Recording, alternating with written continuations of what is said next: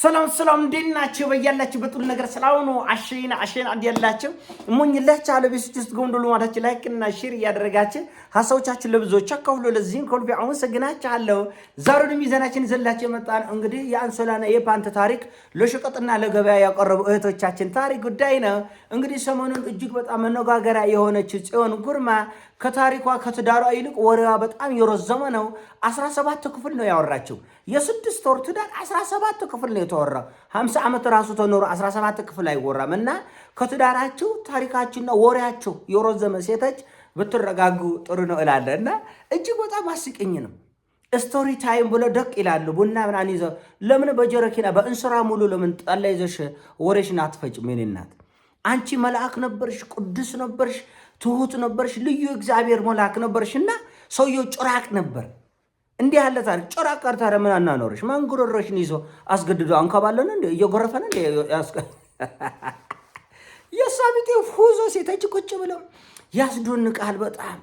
ይህንማ መግደል ነበር መግረፍ ነበር። አሁን አረጋይ ዋ በሱ ፎንቃ ስትንፏቆቅ የነበረች እሷ አይደለች እንዴ? እኛ ነን እንዴ? እና የኖራችሁትን ከኖራችሁ ባለ እህቶች አንድ ምክር ልንከራችሁ።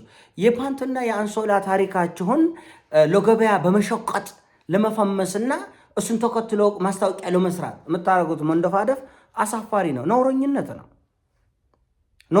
ነው። ካላፈቀርሽም ነው ጎተተሽ ከሆነች ሴት ጋር ሄዶ አማገጠብኝ መጥቶ ይቅርታ አለኝ፣ ይቅር ብዬው ከሱ ጋር ተኛው።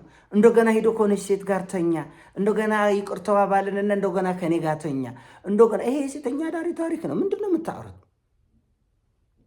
ስሜታችን፣ ህሊናችን፣ ልቦናችን መቆጣጠር ያቃታችሁ ክብራችን አሳልፋችሁ የሰጣችሁ ውርጋጠች ከዛ ድምዳሜያ ምንድነው? ትዳር መጥፎ ነው። እቺ እነ ጆርዲ ስታይል ነች። እነ ጆርዲን በስቶሪ ታይም ጀምረው ነው ወንድንም ሴቱንም ድቡንም አንምርም ብለው አይተች አንድ ምክር ልንገራችሁ። በጆርዲ መልክ እንኳን ይሁን ምንም አይደለም። በጆርዲ ማንነት እንደ ሰዓት ደምሴ ለመከበርና ለመፈቀር የሚያምራችሁ ሴቶች ሲያምራችሁ ይቀራል። በየጥጋ ጥጉ በየአጥሩ አይደለም እንደ ማታ መሸጥ ካለ እኮ በየአቅጣጫ እኮ እንደ ልብ እኮ መራመድ አንችልም። ትንሽ ዛፍ ቢጤ ካለ እየወደቀ እኛ ክብር ላለመንካት እኮ ነው ብዙ ነገሮች ዝም የምንለው። እውነት እኔ ትንሽ ፈርጠምጠም ባልኮ በትቢቱ ጊዜ በወጣትነታችን ጊዜ ጎርማቻል ቦክስ ሰራል እና ለትንፋሽ ጫካ ስሮጥ አብናረጋይ አንዳንዴ ሰው እንዳረግጥ እጦ ነው ቀቅ ነበር። ወንድ ሴት የሆኑ ተማሪዎች ወንድ ሴት የሆነ በየጫካ ይወድቁ ነበር። ከዛ ያ ታሪክ ካለፈ በኋላ ስቶሪ ታይም ብሎ ይመጣል። ሴተኛ ዳሪ ሁሉ ስቶሪ ታይም እያለ ራሱን ቅዱስ ተበዳ አድርጎ መቅረብ ተገቢ ነው እንዴ? ተገቢ አይደለም። ማነው እንደ ቀለበት ያደረገ ወንድ ሁለተኛ ሶስተኛ ሚስት ይዞ በየከንደመና እየተቆመጠ ማነው ፔንሽኑን የሚሞላው በቀን? ማን ነው ይህ ሁሉ ከተማ የሞላ ፔንሽን? ስራው ምን ይመስላችኋል? እና ሌላ ወሬ አታብዙ በእናታችሁ። ማን ተዋወቀ አትምሱ ከሌላ ዓለም እየወጣች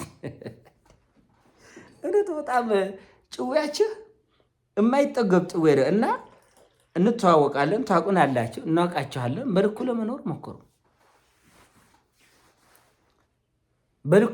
ሞክሩ። እና አሳፋሪ ነው እውነቱን ለመነጋገር ያሳፍራል። ኃላፊነት ለመውሰድ ፈቃደኞች አይደላቸው።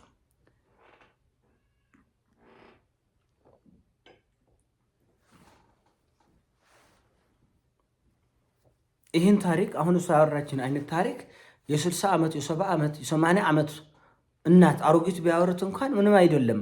ያው ባልሰለጠነ ጊዜ በጭቆና ጊዜ ነው እንደው ይሁን ይባላል። እናንተን በምን እንድንሰማችሁ ነው የፈለጋችሁ? ጽዮን ግርማ ተወዱላ ይሰድቦኝ ነበር አለች። ያንጓጥጦኝ ነበር ይቅር አልኩት። ይጮቆነኝ ነበር ይቅር አልኩት። አንቺ ናይጄሪያ ሙሽራ ትመስያለሽ አለ ይቅር አልኩት። ማዕት ሴቶች ጋር ይሄዳል ይቅር እያልኩት ደግሞ እኔ ጋር ይተኛል፣ እነዛም ጋር ይተኛል፣ እኔም ጋር ይተኛል። እና እንደ ጆርዲ እየኖራችሁ እንደ ሰዓት ደምሴ ፍቅርና ክብር የምትፈልጉም እንደ ሱተኛ ደር እንደ ጋጠወጥ በየቦታው እንደሚጋደመ ሴቶች እየኖራችሁ እንደ መሰረት መብራቴ ለመከበር አትፈልጉ። እናንተ ጣላችሁትን ክብር ማንም አያነሳ። አንዳንዱ ነገሮችን ለማሽሞንሞን ትሞክራላችሁ። አንዳንድ ሰው ሴተኛ አዳሪነት ላይ የተሰማሩ ሴቶች እንኳን ታሪክ ሲወራ አትፍረድ፣ በዚህ ወጥቶ በዚህ ገብቶ ለብልግናውም ጀስቲፋይ አድርገ ለሁሉ ነገር ሁሉ ምክንያት አለ። ምክንያት የለም። አትፍረድ፣ እፈርድብሃለሁ። የጎደለ ተው በቃ እንኳን ጎደለ አትፍረድ። ለምን ምን ማለት ነው? ለዚህ ፍርድ ቤት ለምን ተቋቋመ? ፍርድ ቤት ላይ የሚፈርደው እኮ ዳኛ ነው እኮ ሰው ነው እንደኛ። ይፈርድብሃል፣ ግደሉት ይሄን ይላል። እድሜ ልክ ይሄ ይፈረድበት ይላል። ፈረድብሃል እንጂ ሁሉ ሰው ምክንያት ለመስጠት ትሞክራለህ። ስለዚህ እንደ ጃሉድ እየኖርክ እንደ ቴዲ አፍሮ ልትከበር አትችልም። ጠዋት ጋንጃ፣ ምሳ ጋንጃ፣ ራትን ጋንጃ እየተቆለብክ ሰው ለምን አላከበረኝም ልትል አትችልም። እንደ ሰዓት ደምሴ ራሷን ያከበረች ባህሏን የጠበቀች ክብሯን የጠበቀች አለባበሷ፣ ንግግሯ፣ ለከት ስርዓት ያለ ሴት እናከብራለን። ጋጠ ወጦችን አናከብርም።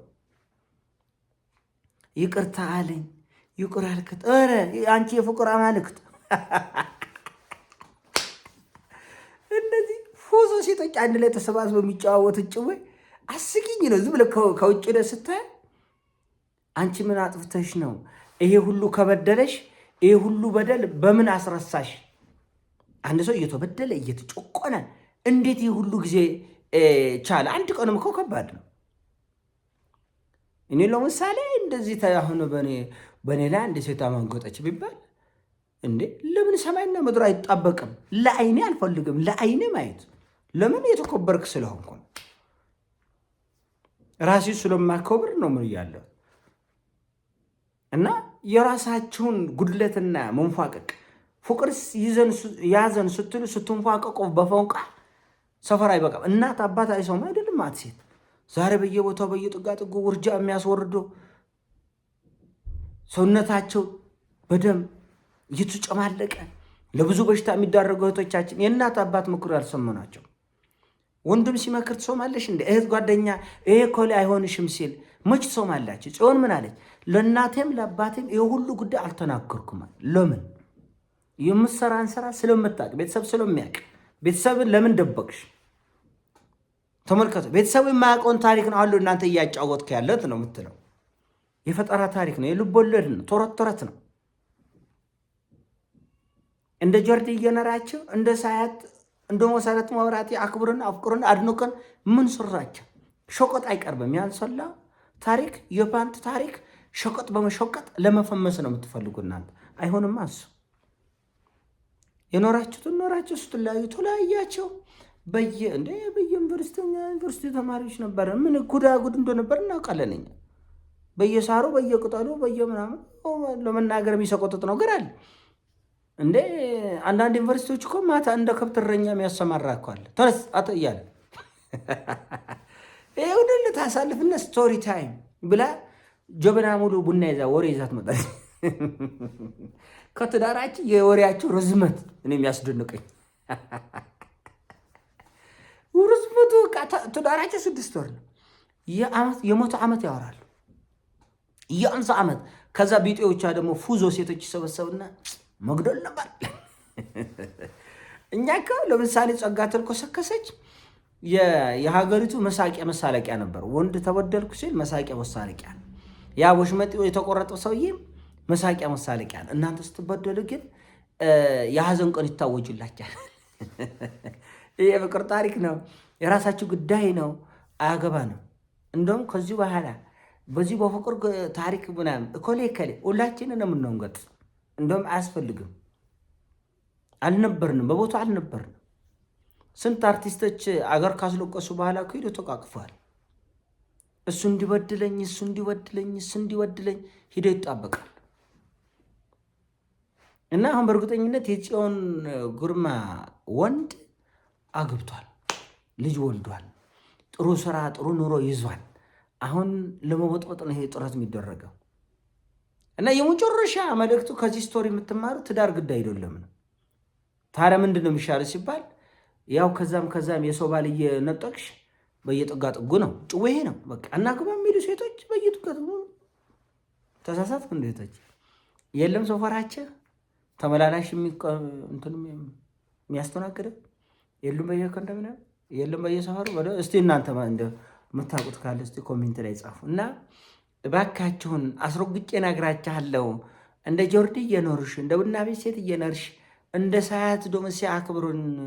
እንደነ መሳሪት መከብራቴና እንደሌሎች የተከበሩ ጨዋ ኢትዮጵያን አክብሩን ብላችሁ አታስቸግሩን። በጣም አስቸገራችን። የኔ ሀሳብ ነው። ሲሞቻችን ላይ አድርገው ሼር አድርገው ወዳቻለሁ።